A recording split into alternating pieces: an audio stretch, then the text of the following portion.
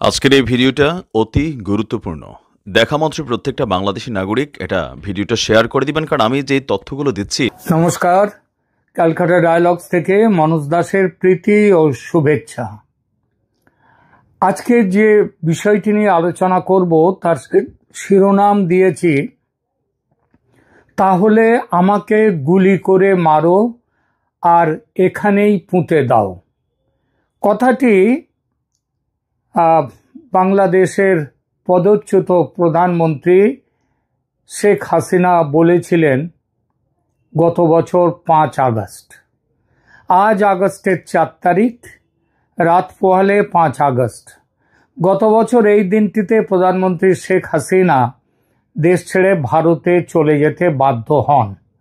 তার এই যাওয়া নিয়ে অনেক জল্পনা চলেছে বাংলাদেশে, যেমন তিনি প্রধানমন্ত্রীর পদ ছেড়ে চলে গেছেন কিনা সেই বিষয়টি এখন পরিষ্কার। তিনি পদত্যাগ করে দেশত্যাগ করেননি, অর্থাৎ আইনত তিনি এখনো দেশের বৈধ প্রধানমন্ত্রী এবং মোহাম্মদ ইউনূস একজন বেআইনি দখলদার। প্রধানমন্ত্রী হাসিনার বিরুদ্ধে আরেকটি বড় অভিযোগ, তিনি দলের নেতা কর্মী সমর্থকদের বিপদের মুখে ফেলে নিজের সুরক্ষিত স্থানে চলে গিয়েছেন। যদিও চলে না গেলে তার যে সেদিন বেঁচে থাকা সম্ভব ছিল না, এই কথাটিও সবাই মানেন, তবুও অভিযোগটি উঠেছে। 5 আগস্ট দেশ ছাড়ার আগে গণভবনে কী ধরনের পরিস্থিতি ছিল এবং ঘটনা প্রবাহের গতি প্রকৃতি নিয়ে তথ্যনিষ্ঠ কোনো সংবাদ ইতিপূর্বে মিডিয়াতে আসেনি, বেরোয়নি। সম্প্রতি ভারতের সুবিখ্যাত টাইমস অফ ইন্ডিয়া পত্রিকা এই বিষয়টি নিয়ে একটি প্রতিবেদন প্রকাশ করেছে। সেদিন ঠিক কী ঘটেছিল গণভবনে তার পুঙ্খানুপুঙ্খ বিবরণ দিয়েছে টাইমস অফ ইন্ডিয়া বিভিন্ন সূত্রের ওপর নির্ভর করে। আজকের আলোচনায় আমি মূলত নির্ভর করেছি টাইমসের এই প্রতিবেদনের ওপর, সেই সঙ্গে আমার ব্যক্তিগত সূত্র থেকে যে খবর পেয়েছি সেটাও মিশিয়ে নিয়েছি এই সঙ্গে। টাইমস অফ ইন্ডিয়ার খবরের শিরোনামটি দেখুন, then shoot me in Sheikh Hasina's final defiance, army ultimatum and reluctant exit from Bangladesh. এর অর্থ, আমি যাব না, আমি পদত্যাগ করব না।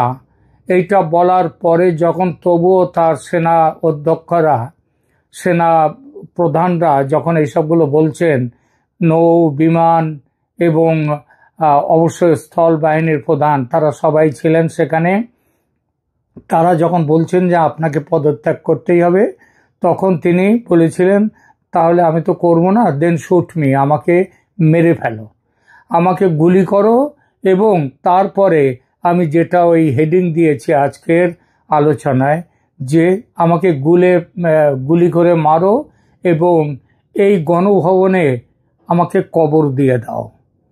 এবং তিনি শেষ পর্যন্ত তিনি কিন্তু দেশ ছাড়তে চাননি, এবং সেই জন্যই বলা হয়েছে রিল্যাক্ট্যান্ট এক্সিট ফ্রম বাংলাদেশ, অর্থাৎ না, তিনি চাইছিলেন না বাংলাদেশ ছেড়ে চলে যেতে। অর্থাৎ আইনত তিনি এখনো, শেখ হাসিনা এখনো দেশের বৈধ প্রধানমন্ত্রী এবং মোহাম্মদ ইউনূস একজন বেআইনি দখলদার। এই বিষয়ে কোনো দ্বিমত নেই। প্রধানমন্ত্রী হাসিনার বিরুদ্ধে আরেকটি বড় অভিযোগ, তিনি দলের নেতা কর্মী সমর্থকদের ঘোরতর বিপদের মুখে ফেলে নিজে সুরক্ষিত স্থানে চলে গিয়েছেন। যদিও চলে না গেলে তার যে সেদিন বেঁচে থাকা সম্ভব ছিল না, এই কথাটিও সবাই মানেন, তবুও অভিযোগটি উঠেছে। 5 আগস্ট দেশ ছাড়ার আগে গণভবনে কি পরিস্থিতি ছিল এবং ঘটনা প্রবাহের গতি প্রকৃতি নিয়ে তথ্যনিষ্ঠ কোনো সংবাদ ইতিপূর্বে কোথাও বেরোয়নি। যা বেরিয়েছে তা সম্পূর্ণ অনেকটা জল্পনা কল্পনার ওপর দিয়ে। সম্প্রতি ভারতের সুবিখ্যাত মিডিয়া গোষ্ঠী টাইমস অফ ইন্ডিয়া এই বিষয়টি নিয়ে একটি প্রতিবেদন প্রকাশ করেছে। আজকের আলোচনায় আমি মূলত নির্ভর করেছি টাইমসের এই প্রতিবেদনের ওপর, সেই সঙ্গে আমার ব্যক্তিগত নির্ভরযোগ্য সূত্র থেকে পাওয়া কিছু খবরের ওপর। টাইমস অফ ইন্ডিয়ার খবরের শিরোনামটি দেখুন। দেখুন কি লেখা আছে। লেখা আছে, then shoot me inside Sheikh Hasina's final defiance, army ultimatum and reluctant exit from Bangladesh। এর অর্থ হচ্ছে, তাহলে আমাকে গুলি করে মেরে ফেলো, আমাকে গুলি করে মেরে ফেলো। এবং এ কথাটা শেখ হাসিনা তার দেশ ছেড়ে চলে যাওয়ার প্রচন্ড অস্বীকৃতির মধ্যে, অর্থাৎ তিনি দেশ ছেড়ে চলে যাওয়ার যেতে অস্বীকার করছেন, এই সময় তার চরম কথা। এবং আর্মি ততক্ষণে আলটিমেটাম দিয়েছে যে ৪৫ মিনিটের মধ্যে ছাড়তে হবে দেশ। And reluctant exit from Bangladesh, তিনি বাংলাদেশ ছেড়ে তিনি স্বেচ্ছায় চলে যেতে চাননি, তিনি যেতে অস্বীকৃতি জানিয়েছিলেন। খবরের বিশদ বিবরণে লেখা হয়েছে, In August 2024, Sheikh Hasina's premiership reached a dramatic climax as protest engulfed Dhaka, refusing to resign despite immense pressure from military officials and even her own sister. Hasina initially resisted. Ultimately, it was her son Sajib Wajed Joy, who convinced her to step down, leading to her exile in India as the military took control. অর্থাৎ August 2024-এ যখন শেখ হাসিনার প্রধানমন্ত্রিত্ব একটা অত্যন্ত নাটকীয় পরিস্থিতির মুখোমুখি, ক্লাইম্যাক্সের মুখোমুখি হলো, সেই সময় শেখ হাসিনা তিনি রিজাইন করতে চাননি, অর্থাৎ তিনি নিজে পদত্যাগ করতে চাননি, despite immense pressure from military officials, অর্থাৎ আর্মি তাকে প্রচন্ড চাপ দেওয়া সত্ত্বেও তিনি কিন্তু কখনো তিনি পদত্যাগ করতে চাননি। পরবর্তীকালে আর্মি তাহলে মিথ্যে কথা বলেছিল। আর্মি সেখানে বলেছিলেন যে শেখ হাসিনা তিনি পদত্যাগ করে সেই দিনই বিকালে আর্মি চিফ জেনারেল ওয়াকারুজ্জামান তিনি সংবাদ সম্মেলন, যেটা 2টোর সময় করবার কথা ছিল, সেটা পিছিয়ে গিয়ে 4টের সময় করা হয়। এবং তখন তিনি বলেন যে শেখ হাসিনা পদত্যাগ করে, তিনি খবর পেয়েছেন তিনি পদত্যাগ করে দেশ ছেড়ে চলে গেছেন, এই কথা বলেছিলেন। তাহলে আর্মি সেদিন কিন্তু মিথ্যে কথা বলেছিল। আর্মি অর্থাৎ শেখ হাসিনা পদত্যাগ করেননি। আর পদত্যাগ করেননি এই কথাটা পরবর্তীকালে যখন উঠল, তার পদত্যাগ পত্র কোথায়, এই প্রসঙ্গটি নিয়ে যখন উঠল, তখন বাংলাদেশের রাষ্ট্রপতি জনাব সাহাবউদ্দিনও বলেছিলেন তিনি পদত্যাগ করেছেন, এমন কোনো কাগজ, কোনো পদত্যাগ পত্র তার কাছে নেই, তিনি পাননি কখনো, তিনি বলেছেন। তার মানে তিনি পদত্যাগ করেননি এবং পদত্যাগ না করেই তাকে দেশ ছেড়ে চলে যেতে বাধ্য করা হয়েছিল। তিনি প্রথমে রাজি ছিলেন না, তার বোন বারবার তাকে অনুরোধ করেছেন, অনুরোধ করা সত্ত্বেও তিনি রাজি হননি। তারপরে তার পুত্র রাজি করাবার চেষ্টা করবার পরে তিনি সেখান থেকে বেরিয়ে যান। আমরা সেদিনের, এটা তো তার পুত্রের তার যেটা করেছিলেন এই যে ঘটনাটা, এবং তারপরে তিনি যে বলেছিলেন যে ওই কথাটা যে বলেছিলেন, then shoot me and bury me here in Ganabhaban, এই কথাটা বলেছিলেন সিনিয়র আর্মি অফিসারদের, তাদেরকে বলেছিলেন যারা ওকে পদত্যাগের জন্য বলছিলেন। উনি বলছিলেন আমি পদত্যাগ করব না, তেমন হলে আমাকে গুলি করে মারো এবং গুলি করে মেরে এখানে গণভবনে আমাকে পুঁতে দাও। এই কথাটা কে বলেছিলেন? এটা কিন্তু টাইমস অফ ইন্ডিয়া এই কথাটা পেয়েছে। সেটা হচ্ছে যে এই যে ইন্টারন্যাশনাল ক্রাইম ট্রাইব্যুনালে সরকারের যে মুখ্য চিফ প্রসিকিউটর মোহাম্মদ তাজুল ইসলাম, তিনি এই ঘটনায় এই কথাটা বলেছেন ওই ইন্টারন্যাশনাল ক্রাইম ট্রাইব্যুনালে, সেখানে শুনানির সময় ঠিক আছে, তার মানে বোঝা যাচ্ছে যে শেখ হাসিনা তিনি পদত্যাগও করেননি, করতে চাননি এবং করেননি। তিনি দেশ থেকে চলে যেতে চাননি, কিন্তু চলে যেতে বাধ্য হয়েছিলেন। এমনকি তিনি বলেছিলেন তার আগে, আমাকে মেরে এখানে পুঁতে ফেলো, তবু আমি যাব না। তাহলে অনেকের একটা মনে যে কিছুটা সন্দেহ বলবো না, কিছুটা দ্বিবিধা ছিল, দুবিধা, সেটা নিশ্চয়ই এখন আর থাকলো না। তাহলে সেখানটায় কি হয়েছিল? এইবার টাইমস অফ ইন্ডিয়া বলছে the final hours of collapse, অর্থাৎ একদম শেষ মুহূর্তে কিভাবে শেষ কিছুক্ষণের মধ্যে কি হলো। সেখানে বলছে the night before on August 4, Ganabhaban had become a pressure point. Ministers, security chiefs and ruling party veterans convened in what Tajul described as a tense and volatile crisis meeting. সেখানে সংকটের মুহূর্তে তার আগের রাত্রে 4 আগস্টের রাত্রে সেখানটায় সরকারের মন্ত্রীরা, সিকিউরিটি প্রধানরা এবং রুলিং পার্টির যারা প্রধান ভেটারেন যারা, তারা সেখানে সবাই উপস্থিত হয়েছিলেন। আর এদিকে ঢাকার রাজপথে তখন শুরু হয়ে গেছে লং মার্চ।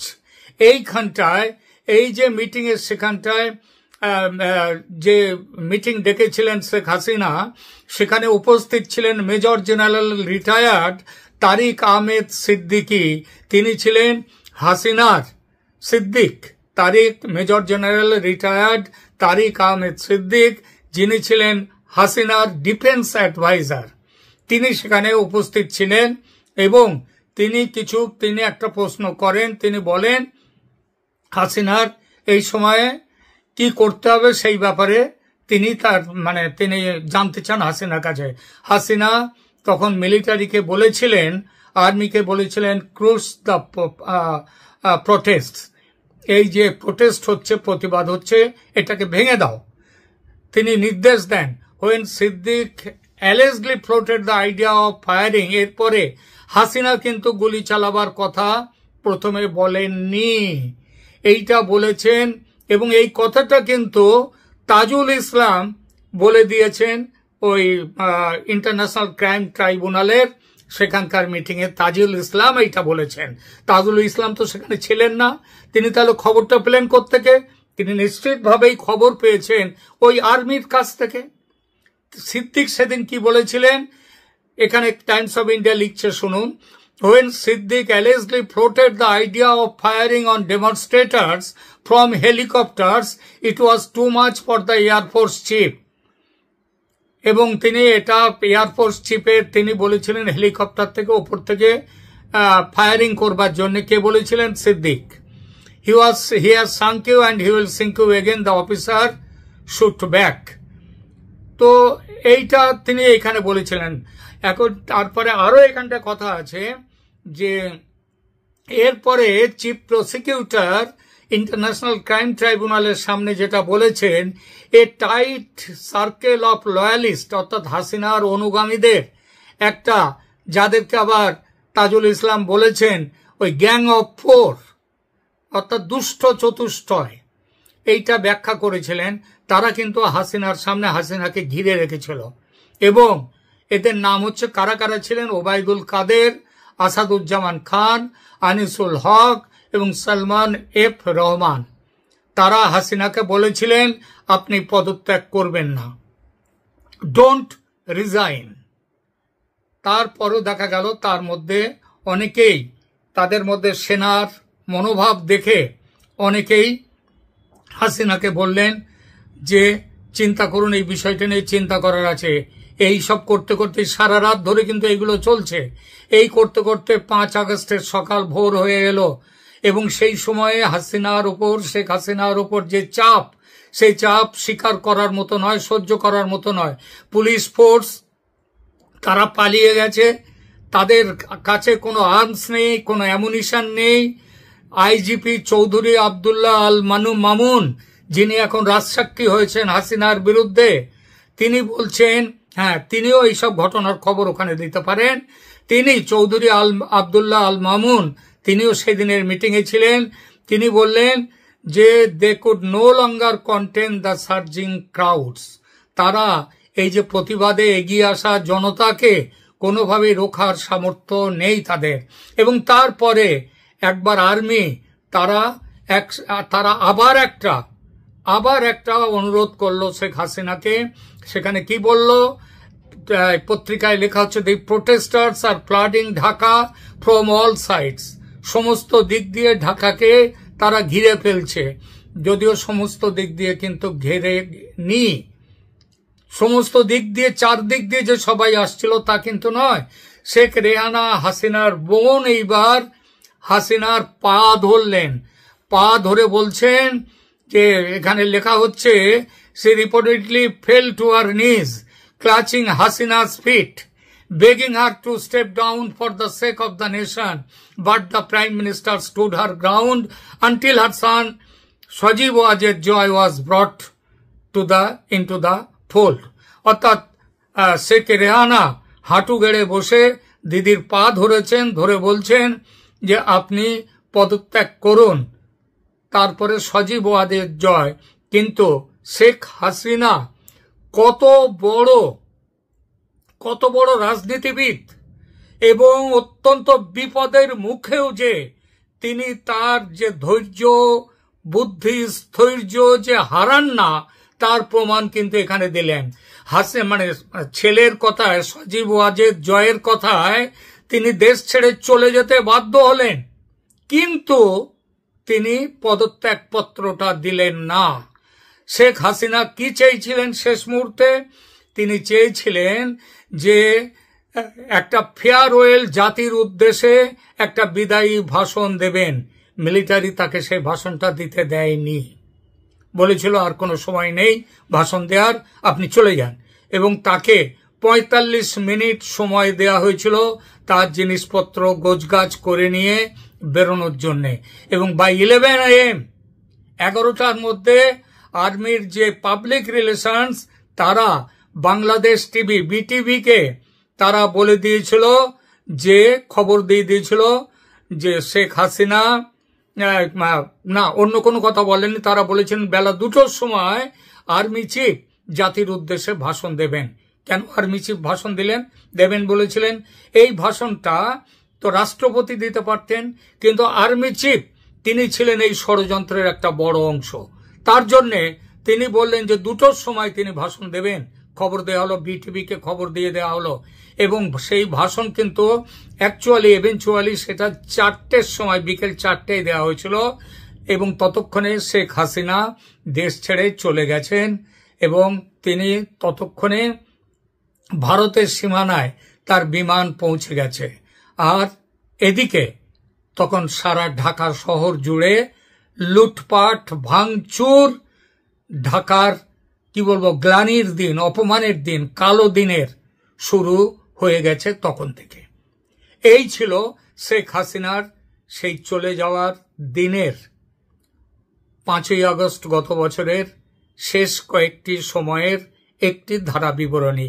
আশা করা যায় এর মধ্যে থেকে এমন অনেক বিষয় উঠে এসেছে যেটা দেখলে বোঝা যাবে শেখ হাসিনা কাউকে ছেড়ে চলে যেতে রাজি হননি, তিনি মৃত্যুর জন্য প্রস্তুত ছিলেন। আজকের প্রতিবেদন এখানেই শেষ করছি। ভালো থাকবেন, ধন্যবাদ।